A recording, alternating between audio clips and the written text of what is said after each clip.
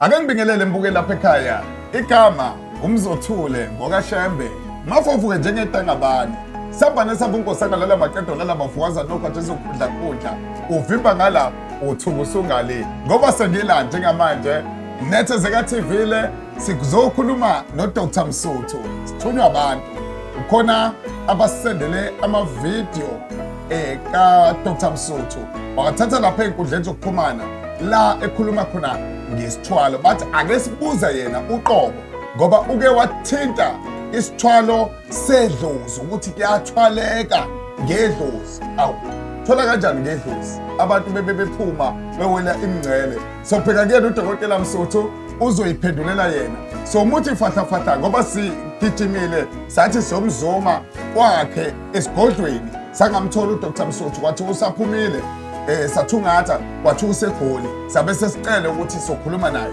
Njengamanje usevumile useyitholile indawo la khona esokwazi ukuthi sikhulumane kahle naye khona. Njengamanje ake sibheke ukuthi siyamthola yini uDokotela Msuthu khona la kwiNethezeka TV. Ake sizwe ukuthi khamba kanjani.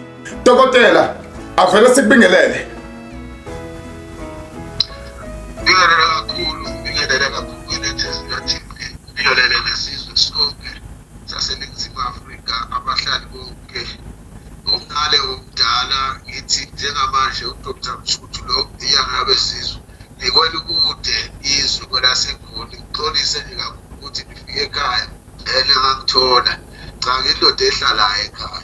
Lethi nje ngibe sengithathwa indlela ukuthi angeke ngiyosebenzela ngaseGoli.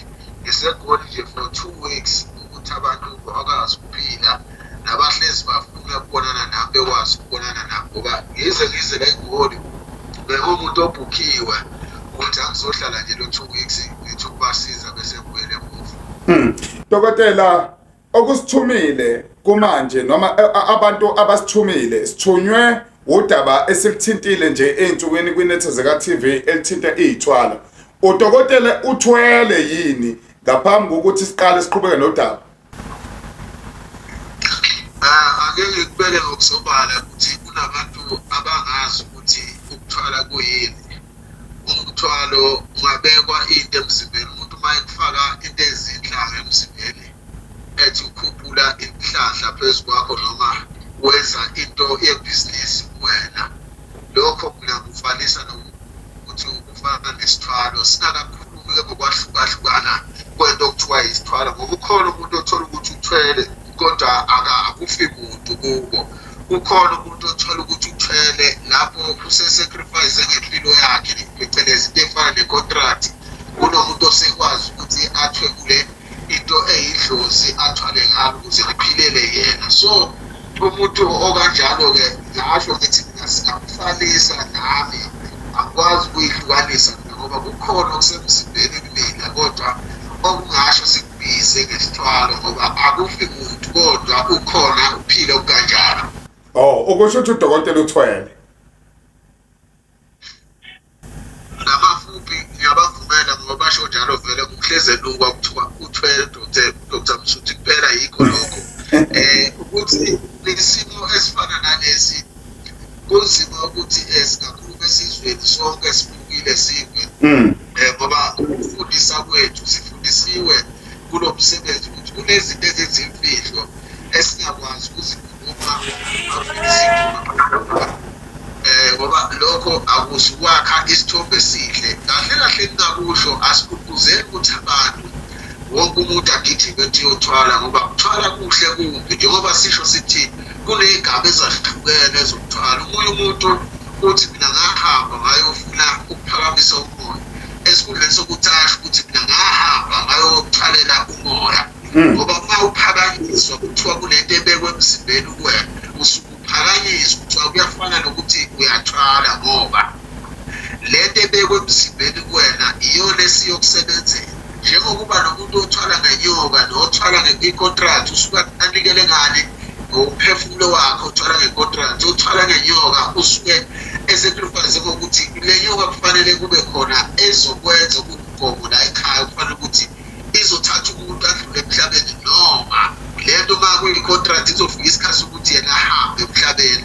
Uma ehambile-ke emhlabeni lo muntu akasabuya zoba idlozi elihle isikhathi sakhe ngoba kufanele abuyele emuva yosebenza. And number 2 sibuyele kulokho kwedlozi. Idlozi mangabe umuntu bezoliguqula alisebenzise athwale ngalo athwebule. Kukhona isikhathi la kufanele ukuthi likushintshele khona. Emase kufanele ukuthi ahambe emhlabeni ngoba lo muntu ingane zakhe nazo sakwazi ukusebenzisa idlozi ngoba lali kade vele sekugangiwe ngalo. So izinto ezikhona ezinjalo zikhona. Even namanje siyoba kula eGoli kukhona abantu bekufanele kuzobenzela izinto ezifana lezo. Lethi kasizukhuluma kakhulu phambi kwabantu ngoba abantu abanye babo bayebenze ngathi bayazi kanti balalela thina sikhuluma la. Ngifuna sibuyele lapho ke. Iyona ke okuyiyona inkulumo abasithumelele yona. Sibukile ivideo yakho endala. La khona osukukhuluma khona ngesithwalo. Ufike wakhuluma ngesithwalo esithinta kakhulukazi idlozi ukuthi kunesithwalo sedlozi. Awusixolele dokotela isemhlabeni welokujeding saqhubeka nomsebenzi kube nesithwalo esithe mabethinta ukuthi wena wathinta ukuthi kukhona isithwalo sokuthwala ngedlozi wakhuluma ngisho emsakazweni omkhulu Ukhozi FM kulalele izwe lokho ukuthi sikhona isithwalo sikanjalo. Leyo video sisenayo namanje siyiqukethe siyiphethe ekutheni ukuthi wakhuluma lokho dokotela. Ngifuna sibuyele lapha ekutheni lezo sithwalo ukuthi uthwala ngedlozi ngabe sikhona yini, ngabe abakini basuke bexakeka yini ngenkathi umuntu esebenzisa sesigoqa nje sesekuzokujaha la khona sesikufica khona ukhona ngisho esigodlweni. Izinto eziningi ukuthi sikhuluma kabi sikhuluma emoyeni ngile ndoda enefihlo kakhulu. Nginesikhathi eside kulo msebenzi ngingakwazi ukuphila kahle phakathi komndeni wami ngezizathu ezithinta ukukhuluma okunjalo kwento ethinta ukuthwala ngelidlozi. Kwahamba isikhathi kwaba khona impi lapho idlozi lona lijika sekufanele manje ngiliphendule ngendlela yokuthi likwazi ukusebenzela. Ngamafuthi nje ngeSouth Africa lapha esikole emhlabeni kufanele ukuthi ujule kodwa mawujula kodwa ujule ngento engeze ugcina isiqeda umndeni wakho ujule ngento ezokwazi ukuphilisa umndeni wakho. Okuyinkinga ke mawuthwala ngedlozi idlozi alisakwazi ukusebenzela ingane yakho noma alisakwazi ukusebenzela umfowenu ngoba wena ledlozi suliphendule la ezwa ngawe.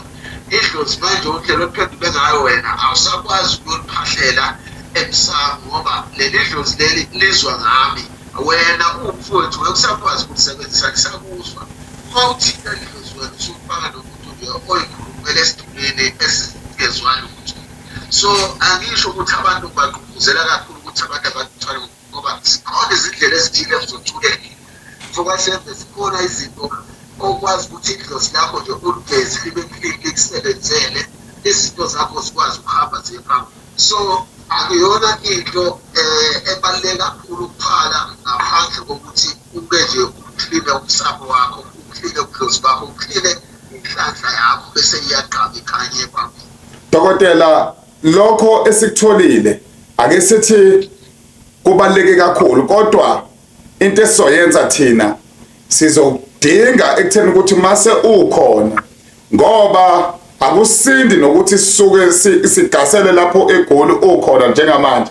Singagasela nje sihlale phansi ngamakhamera sixoxe kahle udaba liphelele kodwa ngenxa yokuthi sisebenza kanje sixhumana kanje ngicela silibambe kanje kodwa ekugcineni lokho okuthwala osukubalile uke wakubala indaba yokuthi khona ngisho icontract ukuthi udokotela uyayazi icontract noma mayikhona icontract ngabe yena ikhona nemzimbeni ukuthi mhlawumbe uyazi ukuthi hayi inkosi mala ngihamba nini ngoba phela khona asuke sebazi odokotela nalapha ngifika sifike kahle ukuthi kulokho ukukhuluma kuma video akho ngabe kuyikona yini ukwenza ngempela uma ukwenza abantu nje uvela umenzele nje ungabhindisha umndeni wakhe ukuthi ucabangani.